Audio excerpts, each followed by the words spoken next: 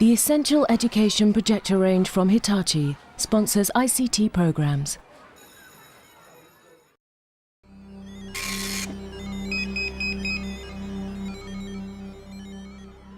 We've not been to the suite for maths before. Normally we do maths in classroom, okay? But we're up here today because we're going to do some special work, okay? Something that we can't actually do in the classroom because everybody can't have a computer to work on. So we're going to work. Simon Mills is about to demonstrate an example of how invaluable ICT can be in teaching aspects of numeracy. He's using the school's ICT suite to teach a key Stage 2 unit about data handling. First, they'll make frequency tables, then next week use the tables to make bar charts. In the final lesson, they'll label their charts. Put your hand up if you've ever seen, or you can tell me what a graph is or a chart is. A graph is something with squares and has columns and rows. It's a picture of something with columns and that kind of thing. The kind of charts and graphs that we're going to look at are going to be about how many more or how many of. And there's a special word for that, and the special word is frequency, okay? And what we're going to be doing today is we're going to be thinking about that word, frequency. How often things happen, how many there are, yeah? Okay? Or how many times can something happen in a space of time?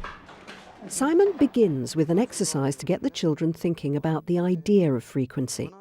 How many times can they write their first name in 1 minute? And are we ready? Go! What's the matter, Leah? Mine doesn't work. Okay, well this will just add to the bonus of the discussion we're going to have afterwards. Here we go. Here you go. What about that one?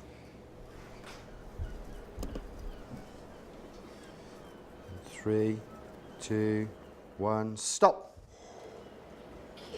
Okay. Right. Do you want to go through now and count up how many times did you manage to write your name in 1 minute? And then write down at the bottom the number of times that you managed to write your name. Sam. How many times did you manage to write your name in a minute? 22. Shouldn't have such a long name. Sophie, how many times did you manage to write? How many? 16.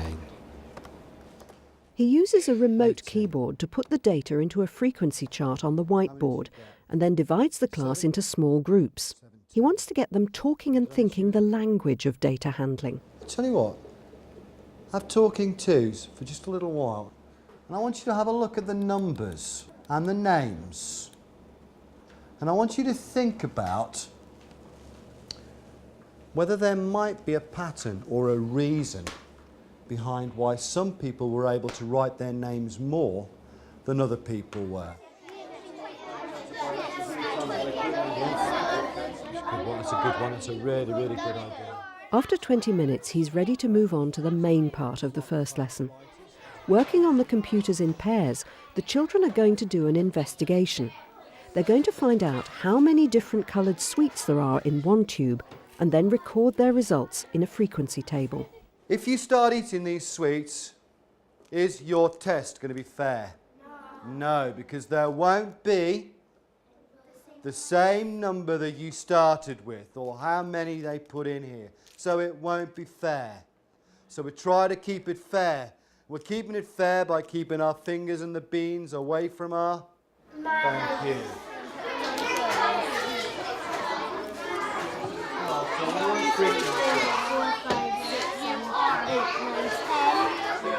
I just count again. 1, 2.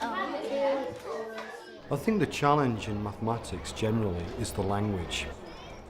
I think what's really important is for children to be able to talk about and use the language, because I don't think children are actually able to understand fully what the terms mean until they've had a chance to use it in conversation and to come to some kind of agreement themselves about what it means. ICT I see as a tool, it's a mediating tool, and it's also something that allows the children to see results quickly. It allows you to do things that you probably wouldn't get done normally. And one of the things that young children particularly find difficult with data handling is creating the charts themselves. The computer produces those for them, so straight away they're able to access the maths and they're not worried about presentation. bottoms. Okay, well, let's have you on the carpet. The children have used the ICT suite before, but this is the first time they've come across this piece of software. 0. Quickly before we go, put your hand up if you had exactly the same frequency of sweets inside your tubes. Nobody? It'd be impossible if you wanted it to be equal. It'd be impossible to have them all equal. Why do you think that? Because you can't just get like 5 reds and 5 blues. So you think from the data we've got already, you think it's impossible? Yeah. So this week we've looked at frequency. Next week we'll have a look at some charts that we use to present frequency. And then after that, we'll have a look at what Adam's just raised. This thing that he thinks it would be impossible for us to ever get an equal share, if we can get that far. Right. Can you stand up quietly? The community are great. You know, it's an inner city school. Look around the outside of it, you probably wouldn't think so. The kids are great. The children, by and large, are really, really eager to learn, and they're really eager to get on. You know, I wouldn't have been here as long as I had if I didn't like it. So, you know, it's great, but it is a challenging place to work. This is what you're going to do for me today. You're going to work with your partners, and you're going to create bar charts from your frequency tables.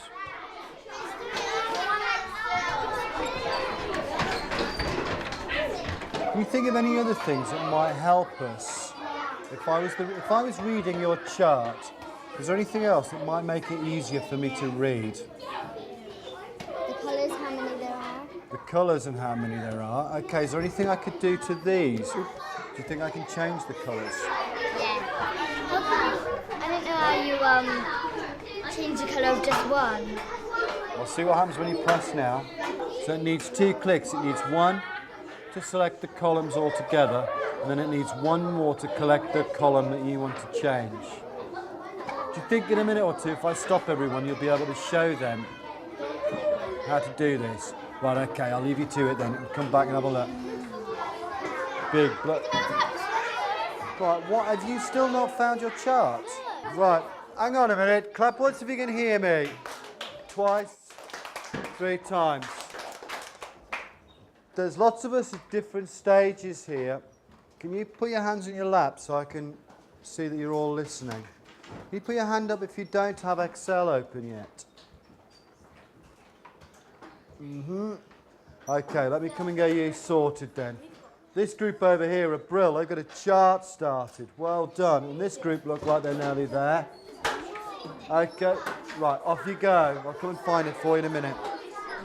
Lucy, can you come and help me? Okay. What do I do after that? Yeah. Can you actually change the colours? All you like? Okay. Then I could just play above with them. I think you have to, you can tip this bit as well, in the border. Anyway, you can tip it like that if you want.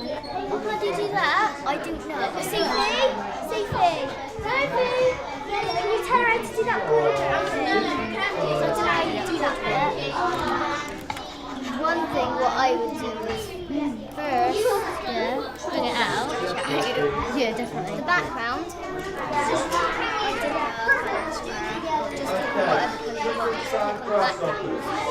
where it says plot area when you just have a dot over it. That's where, and then you can colour in that as well. Click on that. Oh, okay. Thank you. One of the nice things about using IT tools is everything happens so quickly once you get started. There were 1 or 2 people there today I was a bit worried about. We took a long time to find our files, thanks. And then when we found them, I thought, oh, they're never going to get anywhere. But most people have at least managed to get a chart created today. What did turn out to be really chaotic in the end was I made, you know, the error of believing that because half the class knew how to get from Excel to the directory that their file was in, that they all knew, and in actual fact they didn't. Finding their way around the network has been one of the priorities for my ICT work. To forget the ICT, I think the maths, there was loads of it going on. I think the discussions that were going on were great. I was really impressed with that little group over there who decided to do some peer tutoring as well. Children will go off and they will share what they know, and they're quite happy to show each other what they know. And that was really, really nice to see, because I have to say this time around I really didn't expect it. What I did the other day when we'd finished was I sneaked up here, got all of your data out of all of your files and made one big one. Do you know how many sweets you counted as a class this week? 1,176 sweets. So that's a fairly big sample, isn't it?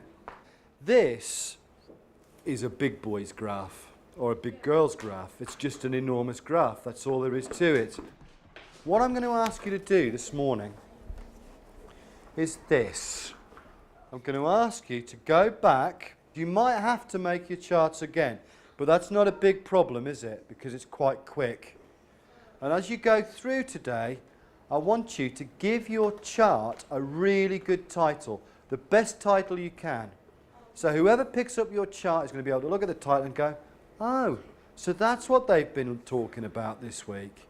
And then down the side of your charts, or along the axes, I want you to give your axes some labels. I think that basically we've covered everything that I wanted to cover, and what I was really excited to see was them using the language. And the language, I think, has all been about the graphs and charts. There's been one or two moments, well, some fairly sticky moments actually, where the technology has keeled over and let them down, or they've not remembered how the technology has worked. But by and large, I think the focus of the talk has very much been about the charts and the graphs and what they say. Year 4, can you clap your hands once if you can hear me, please? Twice. 3 times. Hands on laps. Right, we actually were quite late, so if you wouldn't mind, would you mind giving me 5 or 10 minutes more before you go off to lunch? Let's just have a look at some of the files that you've been working on this morning. What's the first problem with this chart? Not labelled. There's no label, so we've got no idea what these axes are all about. In fact, what's really tricky on this one is we haven't even got a sign of the colours, so we haven't even got a clue that we're talking about the colours of the sweets. Okay, so what do we think of this chart then? It is colourful, so we're pulled in and we're drawn into the chart. What about the maths? I think that ICT is an incredibly dynamic tool. I think it's a real tool. It's something that in the real world the children will use. So I think that they've had a chance to see real charts, real graphs being created in a real situation using a real tool from the outside world. And I think that if you take this session, which has taken 3 hours, and translate it into a traditional classroom setting, I honestly don't feel that you would have gotten through the amount of content and discussion that I managed to get through today. Right, this one could have been made a little better, and I think that Lucy would have done it if she'd had the time. What would you have done to the bars? Make them in the right colours to go with this. Year 4, you've done really, really well. We're going to come back and look at these again later on in the year, okay? When we come back to look at some different types of charts. So you can give yourselves a pat on the back. Well done. And if you're sitting up really straight and quiet, you might even be able to go for lunch.